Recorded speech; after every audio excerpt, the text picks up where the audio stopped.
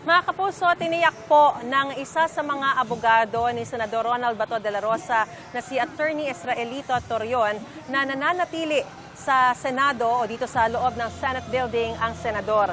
May unang balita live si Bam Alegre. Bam?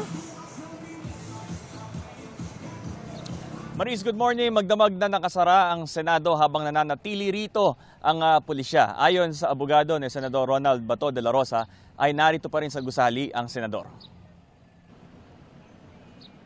Nakababa ang roll-up gate ng main Senate building sa buong Magdamag. May mga nakatokang pulis sa harapan nito. Sa buong Magdamag, ilang beses na binuksan ang mga pinto nito at labas-pasok ang mga pulis. Kabilang sa mga narito kagabi si PNP Chief Jose Melencio Nartates Jr. na naging matipid sa kanyang mga pahayag sa media. Nag-iimbestiga pa. Pasado hating gabi, lumabas ang isa sa mga abogado ni Senador Bato na si Attorney Israelito Torion.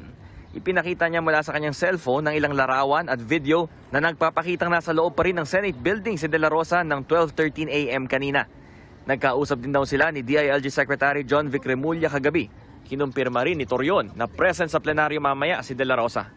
I think so. He will be there because he has never left the Senate premises all along.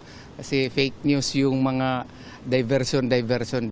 Ayon naman sa isa pa niyang abogado, pinaghahandaan nila ang mga legal remedy sa kaso ni De La Rosa. I think it is an ongoing public discussion, and right now it is our duty as lawyers to argue for our client, and also according to our belief na wala naman talagang rules of surrender pa.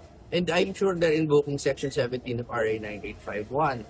Ang unang-una pong paragraph dyan ay ang binibigay ng jurisdiction po sa Pilipinas pagdating po sa mga krimen na yan. So yun po dapat ang fokusan natin.